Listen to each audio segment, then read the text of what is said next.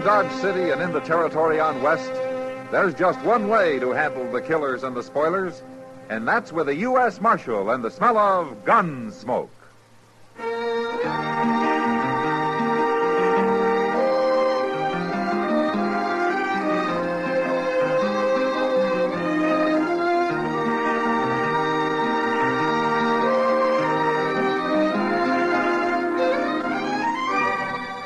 Gunsmoke, starring William Conrad.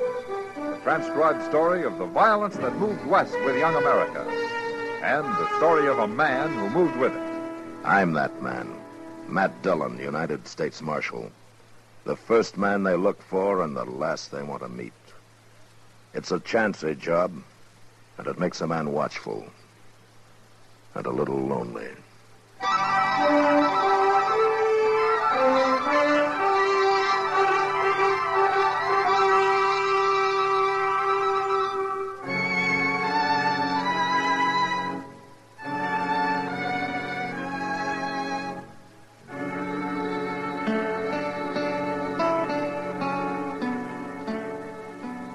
It happened on the way back to Dodge from a trip to a straggling little settlement to the southeast called Medicine Lodge. That country was a lot different from the flat prairie land around Dodge City. Down there, it was dotted with buttes and hills of gypsum and red shale, and it was cut by narrow, winding canyons. It was kind of pretty, too, and we were in no hurry, so every few hours, we stopped and got down into the shade of some little hill and had ourselves a smoke or two. I don't understand it, Mr. Dillon. Understand what, Chester? Well, sir, if the Santa Fe Railroad had to start a town like Dodge at all, why didn't they do it down here? This country ain't at all boresome. I agree with you, Chester. Well, there's one thing, though. This is better outlaw country. A man can keep out of sight mighty easy among these hills. Oh, that reminds me. What? Silking an animal. I saw some antelope tracks headed toward the other side of this hill. I just might sneak up there and have a look. We could sure do with some fresh meat. Yeah. What rifle did you bring, Mr. Dillon? Springfield 45. Well, that'll take care of anything within 1,000 yards. Providing I hit it. If you can't, just give me a yell. I'll come help you. Good hunting.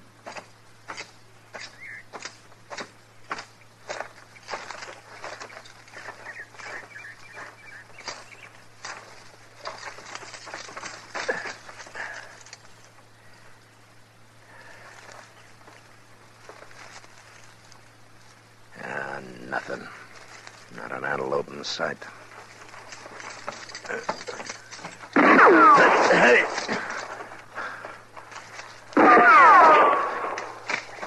Hey! Mr. Dillon? What's going on up there? Somebody was shooting at me, Chester. What?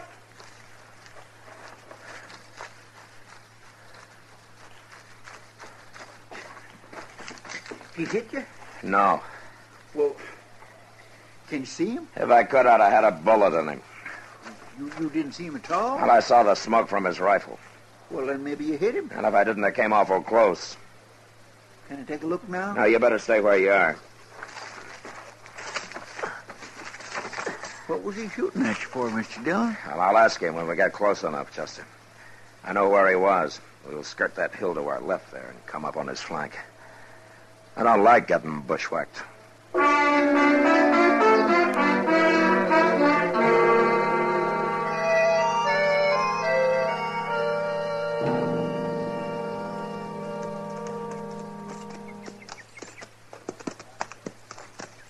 Well, that's where he was, Chester, behind that clump of beard grass there. Well, he sure ain't there now. Yeah, I guess I didn't hit him after all. I don't see no sign of blood. No, but we can track him anyway. You ride to one side, and I'll follow his trail. All right, sir.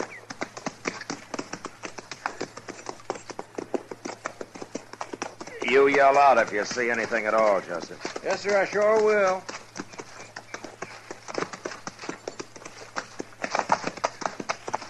Now, here's where he had his horse. Wait a minute. No, by heaven, those are mule tracks. Hey, look, beyond them trees there, Mr. Dillon. There's a little stream over there. Yeah. It's big enough to hide his tracks. All he has to do is ride down the middle of it.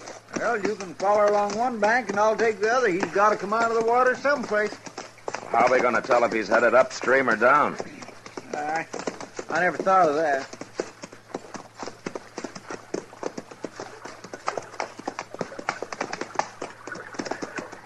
Now, here's where he went into the water, Chester. I'll go over and see if he rode straight across. Oh, wait a minute, Mr. Dillon. What? Come on down here.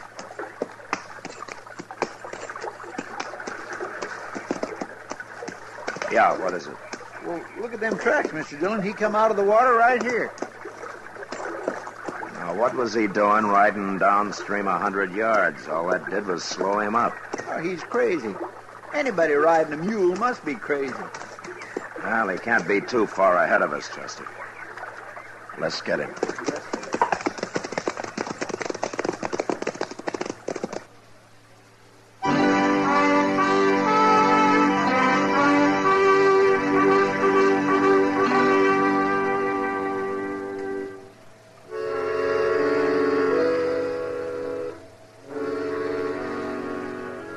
For a half a mile or so, we had no trouble tracking him. But then he started up along the side of a low hill that was mostly shale. And since his mule was unshod, his trail became almost impossible to follow. We lost it over and over again. And I had to get down and move along a foot or two at a time in order to pick it up. But finally, some tracks led down into the soft dirt. And a couple of miles further on, we spotted a little cabin.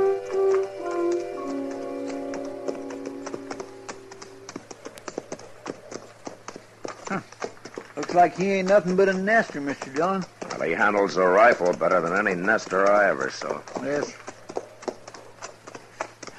We better go on foot from here, Chester.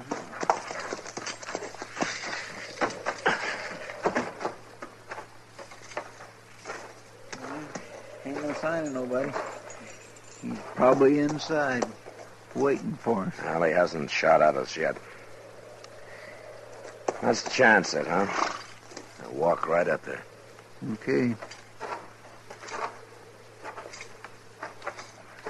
There's a corral out back, beyond that wagon, Mr. Dillon. Yeah. There's his mule. Just stuck his head up. Well, then there must be somebody home. I hope they don't come out shooting.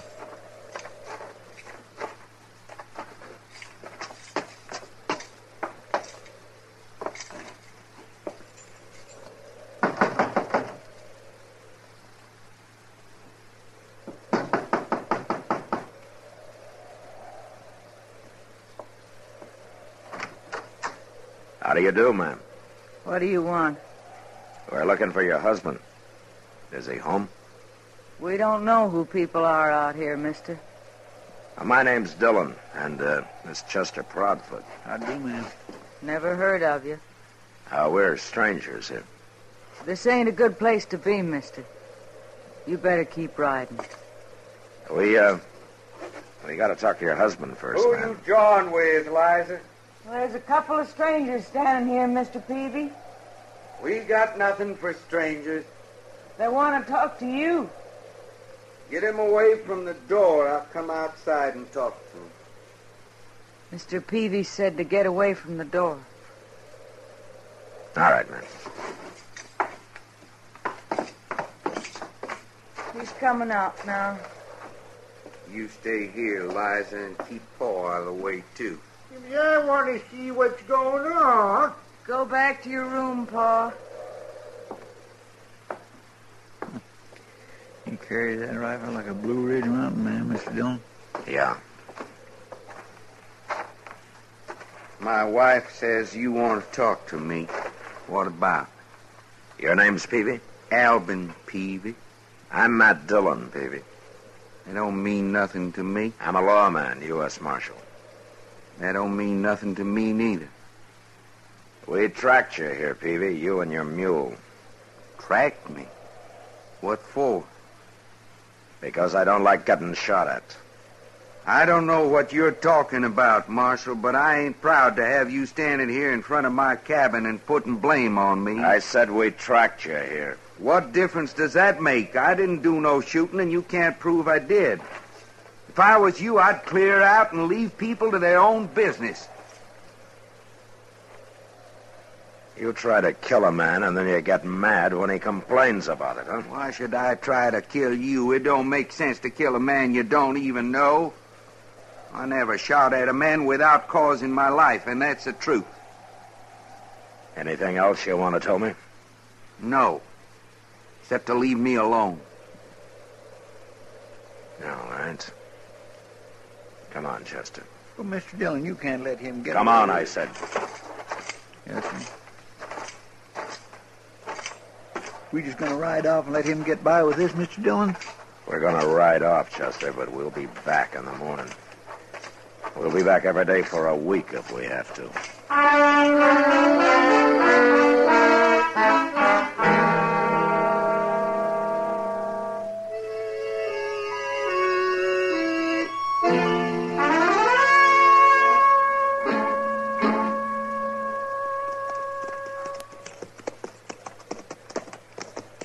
Corral's empty, Mr. Dillon.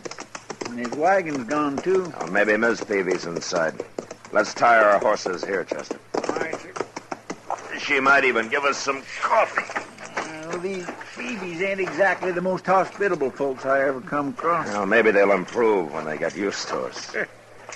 More likely they'll shoot us first. Wait a minute, Chester. What? Over there, coming around that hill. It's Peavy's wagon. But who's that driving them mules? That's a woman. Probably Miss Peavy. Where you supposed to been?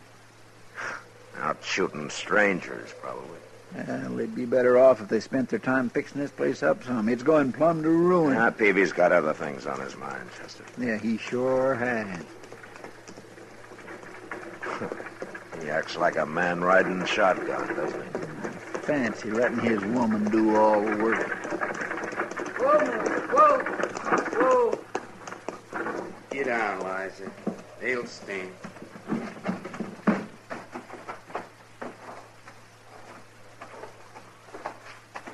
Morning, Peavy. Ma'am. I thought I told you to leave us alone. You did? And what are you doing back? Well, I thought you might be a little more friendly than you were yesterday. I guess I was wrong. I ain't got time to be friendly. No? Marshal, I'll tell you straight out so you won't get any wrong ideas. There's a man in that wagon. What? He's dead. Shot dead. And we're going to bury him now. Who is he? His name don't matter. But I didn't shoot him. You can go look if you want. He's been dead most of the day now. What are you doing with him? I found him laying out there, so as I got the wagon and brought him in, I'm going to bury You're him. going to a lot of trouble, Peavy. Why? I found a man laying dead on the ground. I ain't going to ride off and leave him there. Where did you find him? Out that way, a few miles. What difference it make? None, maybe. You want some help? We don't need no help, Marshal. All right, we'll leave you to your work. Let's get our horses, Chester.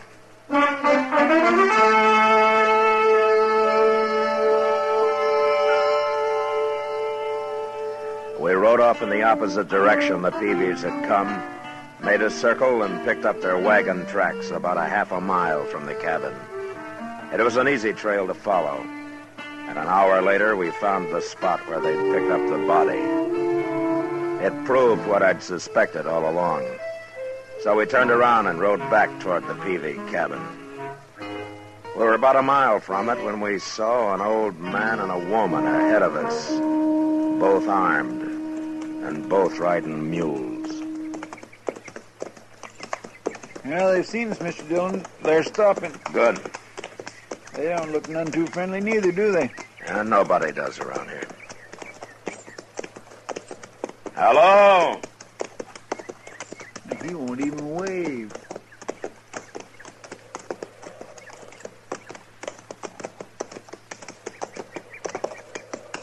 Hello?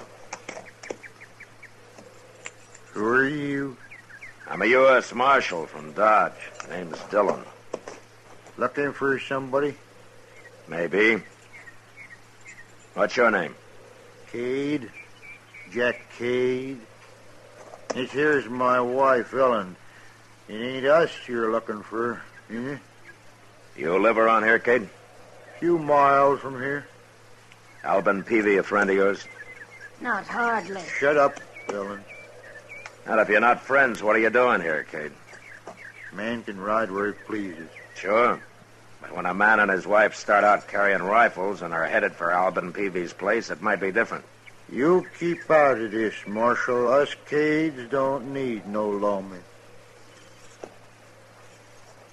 Who is it, Cade? Your son? What's he know about Ben? I told you to shut up, Ellen. I'll do the talking. Ben, huh? Is that it, Cade? Did Peavy kill your son, Ben? All right, you're so smart, I'll tell you. A man like Peavy don't deserve to live. He killed Ben, then he stole him. Run off with his body. Man can't get lower than that. How do you know he killed him? I found Ben last night, that's how. Last night. I couldn't handle him alone, so I went home after Ellen. Then it got dark, and we had to wait there till morning. And he was gone by then. I knew it was Alvin Peavy stole him, and he killed him, too. But he's going to die for it. We're going to face him straight on and get it over with, fast. Ellen's as good a shot as I am, Marshal. Look, Cade, if Peavy killed your son, I don't blame you for being mad. But he must have had some reason for killing him. It ain't none of your bother, Marshal. I keep telling you. All right, I'll have to make it my bother.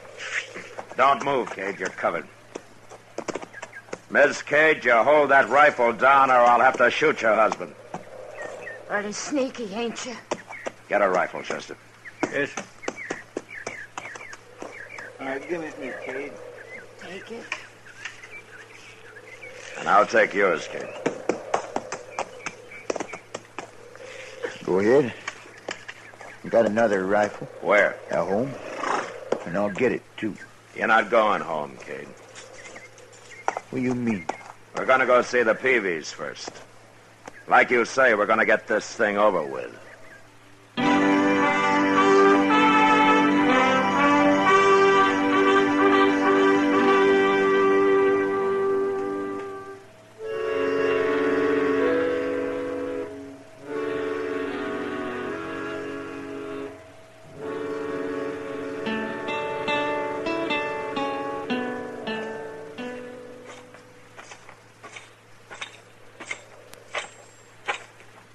The cabin's empty, Chester.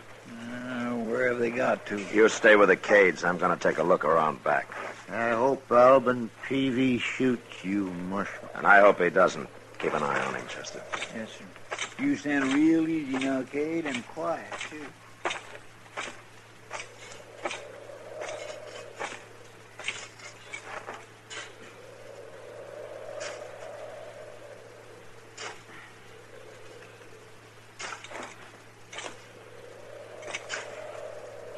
Mr. Peavy? What? You fetched my rifle, Liza. No, stay where you are. Now, don't you move either, Peavy. What'd you let him get the drop on us for? I didn't see him. I'm not going to shoot anybody, Peavy. Chester, bring him back here. What are you up to anyways? I want to explain something to you, Peavy, and to Jack Cade and his wife, too. Cade, Yeah, we met them coming over here to kill you. I gotta get my rifle. They're not armed. We took their rifles. He's right, Mr. Peavy. They ain't armed. I'll kill him with my bare hands. You move and I'll bend my gun barrel over your head, Peavy.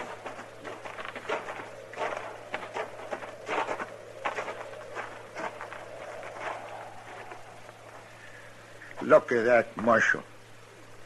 He's burying him. Peavy's burying my boy. Is that who it is, Peavy?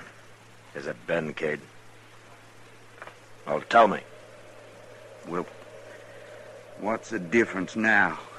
It's Ben, Cade. Oh, why didn't you leave him? Why did you bring him here? There's another grave here, Marshal. You can't see it. I fixed it so's nobody can see it. What? 2 months ago, Ben Cade shot my son. And before he died, I promised I'd someday bury Ben nearby, and that's what I'm doing. It's your boy's own fault he got shot. If he hadn't been hounding Ben, it wouldn't have happened. So that's what this feud's all about, huh? It ain't over yet, Marshal. Peavy's gonna die for killing Ben. Now, wait a minute, Cade. Peavy, I want to ask you something. Well, You were after young Cade for killing your son, is that right? that's right. And now he's dead, you're satisfied? That's all I wanted. It don't matter who killed him. And you, Cade, you're after Peavy because he shot your boy. I'll kill him for it if it takes 10 years. Well, you're wasting your time. The feud's over, gentlemen. Huh? I killed Ben, Cade. What are you talking about? He tried to shoot me from ambush. He thought I was Peavy, stalking him. So I fired back. And I must have hit him. But he didn't die till he got across that stream where you found his body. We tracked him as far as the bank, and then I got smart and picked up a trail that come out down below. I thought it was Ben's. Of course, it was Peavy's. Is that true? Peavy, you didn't shoot him? I never claimed I did. You can't blame the marshal, Cade. No. He had to defend himself. I ain't blaming him. I'm sorry it happened, Cade. But now maybe both of you men are ready to agree that there's been enough killing around here. What do you say, Peavy? He's been enough for me. I'm satisfied. What about you, Cade? What do you think? It ought to stop now. We lost our boys. I'm thinking maybe it's right that they should be buried here like that to kind of remind us. Cade, Yeah, Peavy. you leave Ben here. I guess you ought to come by once in a while. Well, I'd want to do that. See my son's grave. I'll take good care of it. Both of them. Marshal, Yeah. maybe if my woman boils up some coffee, all you people sit down with us. Well, thank you, Peavy. I think everybody would like that.